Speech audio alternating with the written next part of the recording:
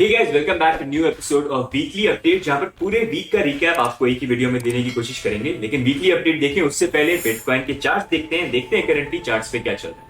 तो इस वीक की कैंडल ओपनिंग $30,000 के अराउंड हुई, जो आप देख सकते हैं करंटली हमारा एक काफी क्रूशियल रेजिस्टेंस जोन है। मतलब ये जो जोन है ये इतना स्ट्रॉन्ग रेजिस्टेंस है कि मतलब इसको अगर बिटकॉइन की प्राइस ने ब्रेक कर दिया और इसके ऊपर हम क्लोज हो जाते हैं तो मतलब वो चमत्कार वाली चीज आएगी, फिर then we are going to the moon.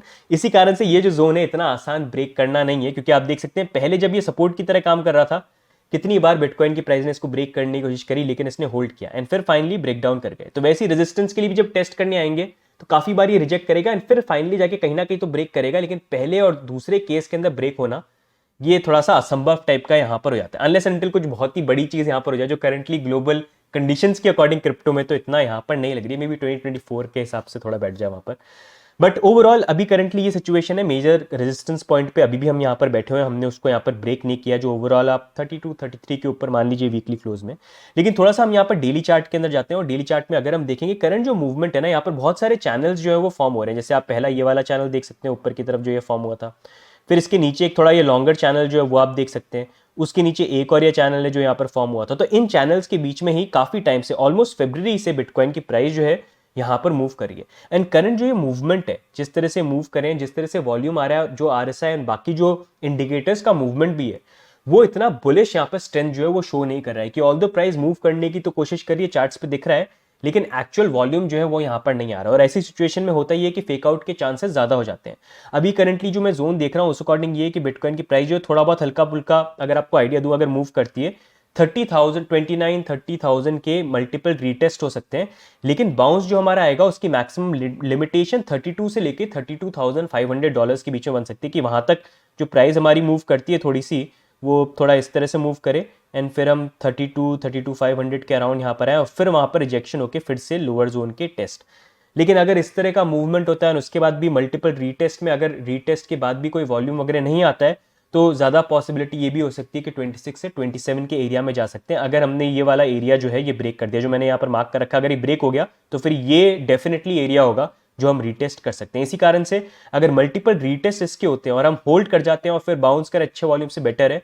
नहीं तो अगर वो नहीं हुआ तो फिर ये लोअर जोन के भी चांसेस ज़्यादा हो जाएंगे, तो इसलिए कीप एन आई। बाकी ये है कि अपवर्ड अगर मूवमेंट आता है तो 32,500 का जोन में देख रहा हूँ।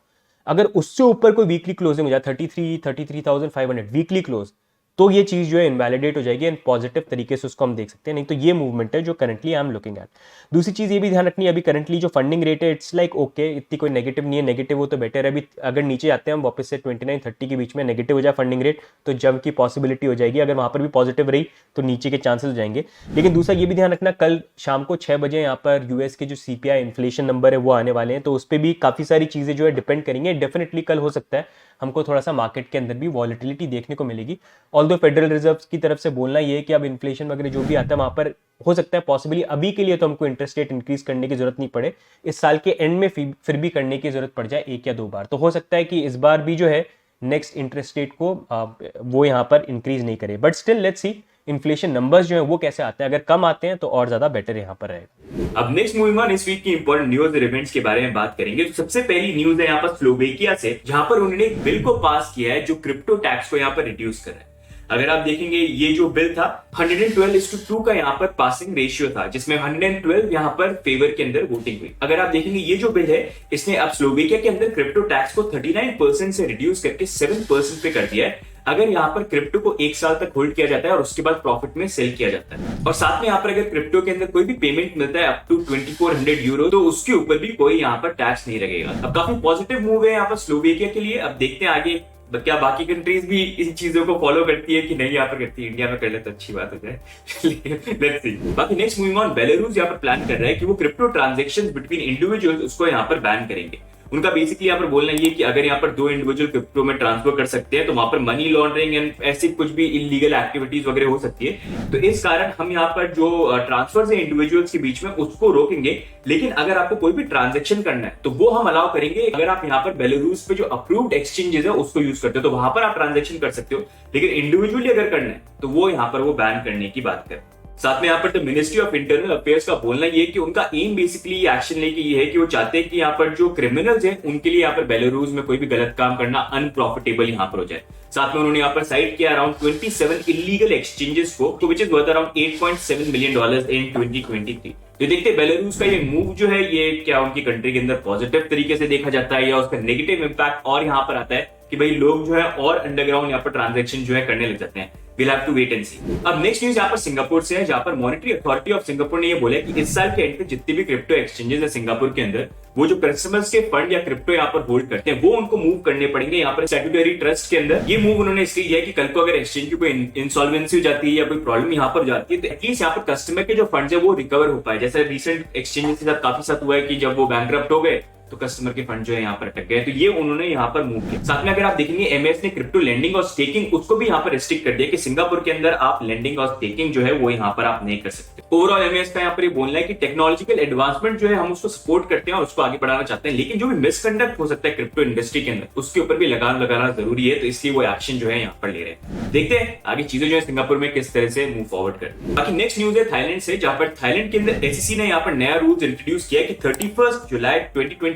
के बाद यहाँ पर क्रिप्टो लेंडिंग जो है वो यहाँ पर अलाउ नहीं होनी चाहिए। तो कस्टमर जो क्रिप्टो लेंडिंग के थ्रू यहाँ पर डिपॉजिट करके फंड्स अर्न करते थे तो उसको कंप्लीटली यहाँ पर उन्होंने बैन कर दिया।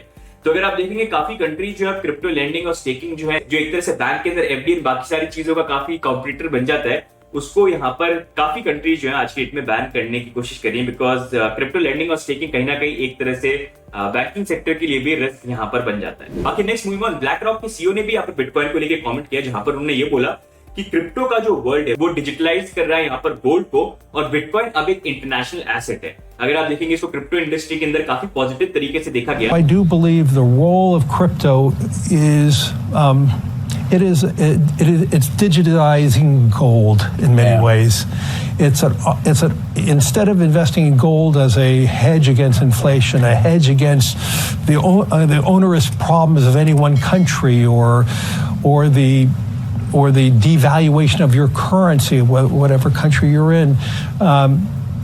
Let's be clear, Bitcoin is an international asset. लेकिन एक इंटरेस्टिंग चीज देखने के लिए कि 2017 के अंदर सेम ब्लैक रॉक के सीईओ ने बिटकॉइन को लेके बोला ये था कि bitcoin is an index of money laundering. When I think about most of these cryptocurrencies, it just identifies how much money laundering there is being done in the world, how much people are trying to move currencies from one place to another.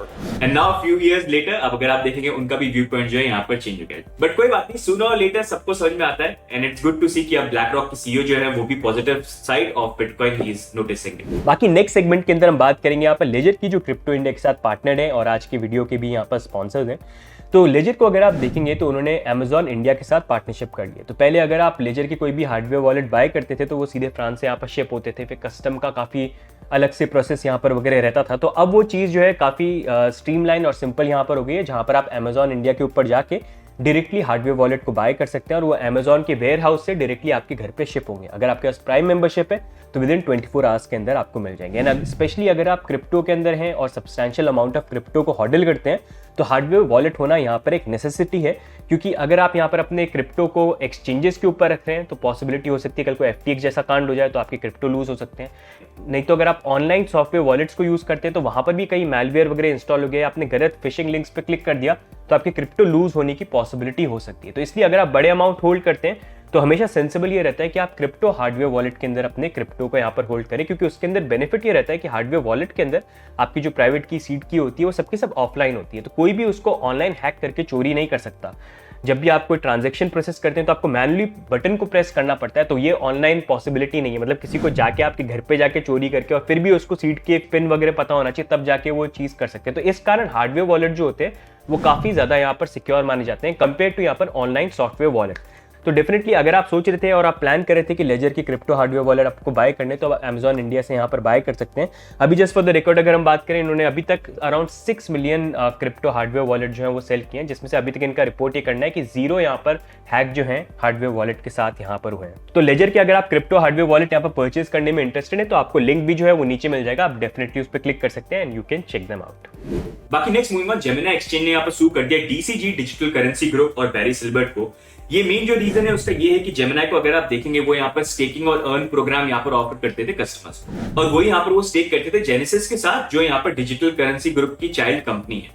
तो अब उसको लेके जब genesis यहाँ पर bankruptcy की तरफ चली गई तो यहाँ पर बहुत सारे कस्टमर के जो फंड है वो अटक गए हैं। उसी को लेके वो काफी टाइम से बोल रहे हैं कि भाई हमको कुछ सोल्यूशन दो, यहाँ पर 630 मिलियन कस्टमर के फंड हैं जो हमको रिटर्न करने हैं, लेकिन उसको लेके अभी तक कोई सोल्यूशन आया नहीं है। तो काफी इनकी बैटरी वगैरह चल रही थी। अब फाइनली उन्होंने उनके अगेंस्ट में यहाँ पर डिजिटल करेंसी ग्रुप जो पेरेंट कंपनी है जेनेसिस की, उसके अगेंस्ट में लॉसूट फाइल किया है। और बैरी सिल्बर्ट जो बेसिकली यहाँ पर करता धरता फाउंडर एक तरह से हो गए, सीईओ हो गए, उनके अगेंस्ट में भी उन्होंने यहाँ पर केस जो है कर दिया।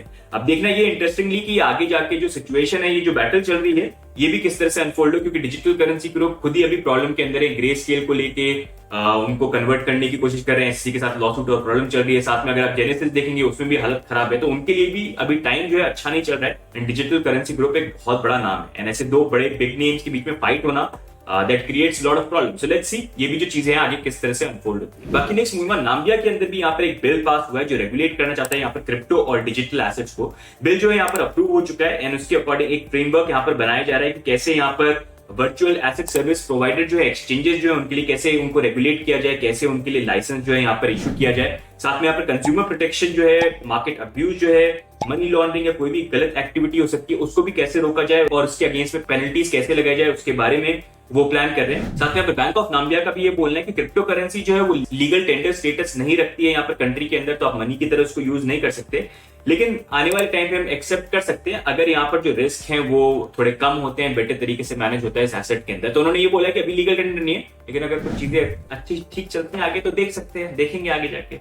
बाकी नेक्स्ट मूव में यूके के अंदर UK economic crime and corporate transparency bill को इंट्रोड्यूस किया गया है। इस बिल को लेके बेसिकली उनका एम यहाँ पर ये है कि अगर क्रिप्टो को लेके कोई भी इलीगल एक्टिविटी करी जाती है तो वो इस बिल से उनको यहाँ पर पावर मिल जाएगी, वो यहाँ पर क्रिप्टो जो है उसको सीज और फ्रीज यहाँ पर कर सकते हैं। इंडियन देखना यहाँ पर ये है कि ये बिल जो है वो यहाँ पर पास होता है कि नहीं होता है, जिसके ऊपर आने वाले दिनों में यहाँ पर वोटिंग। बाकी नेक्स्ट मूविंग ऑन न्यूज है यहाँ पर ऑस्ट्रेलिया से, जहाँ पर ऑस्ट्रेलियन रेगुलेटर ने अपेरेंटली यहाँ पर बाइनेंस के ऑफिसर्स जो हैं उनको यहाँ पर सर्च किया, एंड ये सर्च करने का बेसिकली रीजन ये था कि बाइनेंस पहले डेरिवेटिव्स ऑफर करता था ऑस्ट्रेलिया के अंदर, जिसको उन्होंने फाइनली बंद कर दिया।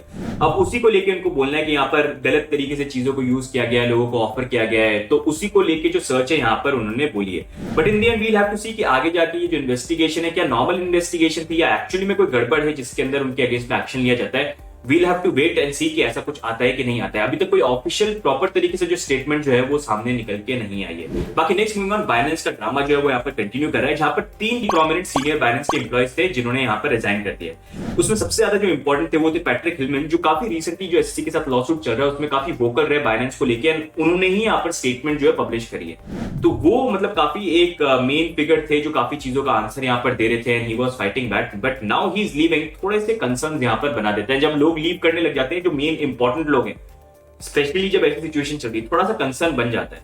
तो डेफिनेटली यहाँ पर कुछ ना कुछ चीजें चल रही है जिसको लेके सीजी ने तो बेसिकली ये बोला है कि फंड है, हर कंपनी के अंदर लोग जो होते हैं वो छोड़ते हैं, वो जाते हैं, लेकिन थोड़ा इसको it is being blown out of proportion.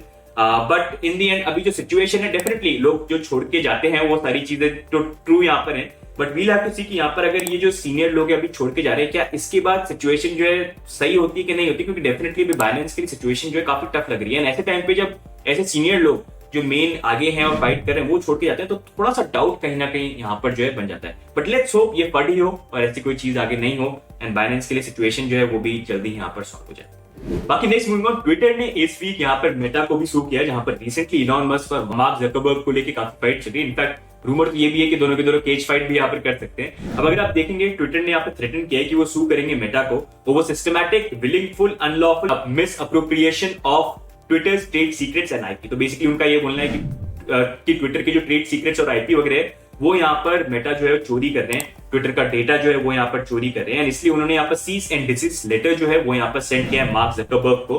अगर आप देखेंगे रिसेंटली ट्विटर ने यहाँ पर थ्रेड्स जो है उसको लॉन्च किया, जो एक तरह से यहाँ पर ट्विटर का कॉम्पिटिटर बन रहा है। तो ये काफी हिटेड अप बैटल यहाँ पर चल रही है, मतलब battle of social media platform and giants. But let's see ये जो बैटल है आगे कैसे चलती है, क्या केज के अंदर सेटल करते हैं या कोर्ट के अंदर सेटल करते हैं, we'll have to wait and see. अब नेक्स्ट हम यहाँ पर देखते हैं इस वीक के टॉप गेनर्स और टॉप लूजर्स।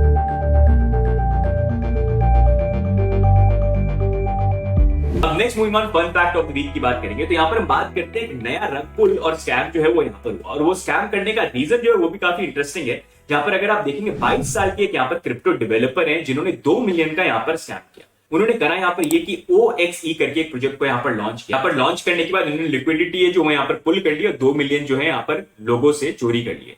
अब जब यहाँ पर रीजन की बात है कि भाई तुमने हमारे साथ ऐसा क्यों किया, हमने तो तुम्हारे ऊपर भरोसा किया था, तो उसका रीजन ये दिया कि मेरे को यहाँ पर क्रिप्टो कसिनो का एडिक्शन है, मेरे पास ऑलरेडी यहाँ पर $300,000 का गैम्बलिंग डेट है, तो इस एडिक्शन के कारण मेरे पास कोई ऑप्शन नहीं था, इसलिए मैंने यहाँ पर ये रग प्लान किया और मैंने आप लोगों को रग कर लिया, तो उसके लिए आई एम सॉरी। तो इसलिए गाइस भाई हमेशा ये बोलता हूं, be very careful when you see projects की क्रिप्टो स्पेस में definitely there is a scope to make money, but scams भी जो है ऐसे बहुत सारे यहाँ पर निकल के आते रहते हैं। तो always be careful when you invest new project जिनके बारे में आप इतना ज्यादा नहीं जानते हैं, अगर आप इन्वेस्ट करने का सोच भी रहे हैं तो प्रॉपर रिसर्च हमेशा यहाँ पर करें। तो गाइस ये हो गए इस बार की weekly updates. If you like weekly updates do subscribe. बाकी आपकी क्या व्यू पॉइंट्स है बिटकॉइन और पूरे मार्केट को लेके do let us know in the comments. बाकी मिलेंगे हम नेक्स्ट अपडेट के अंदर, तब तक के लिए bye and take care, see you guys, bye bye.